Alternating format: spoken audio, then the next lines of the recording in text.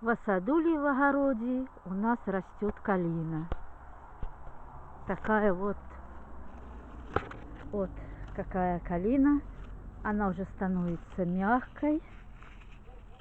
Еще недельки две, и мы начнем ее срывать. Потом перекрутим через мясорубку или протрем хорошо на блендере. И будем делать из нее прекрасный напиток. А делается он так. Берется литр перетертой калины, сырой, только сырой. Варить ни в коем случае. Это кладезь витаминов, очень полезная для сердца, от кашля. И вот берется литр калины, литр меда. Все это тщательно перемешивается и в холодильник.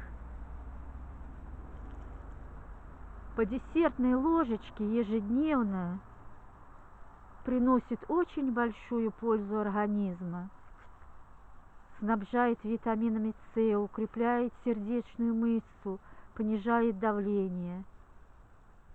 Но только нужно обязательно пить норму. Не нужно злоупотреблять. Любое лекарство должно быть в меру. У меня здесь два вида калины. Калина эта у меня уже старая, ей больше 20 лет, и мы решили ее обновить.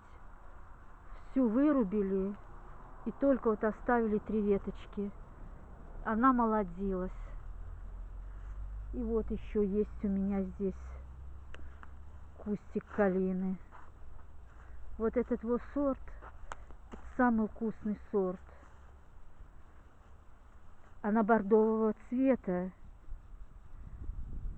сладкая, нежная, очень вкусная, очень.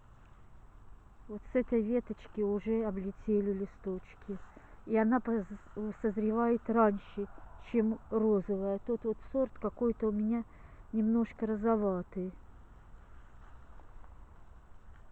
Так что делайте настои с калины.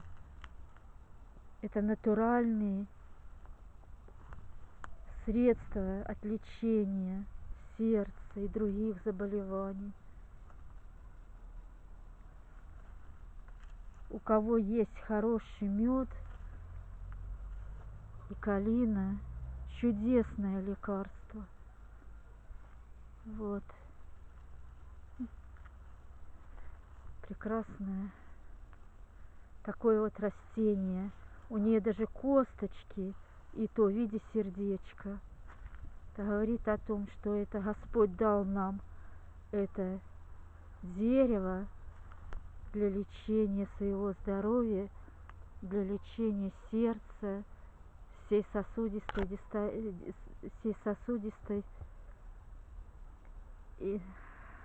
системы. Простите за ошибки.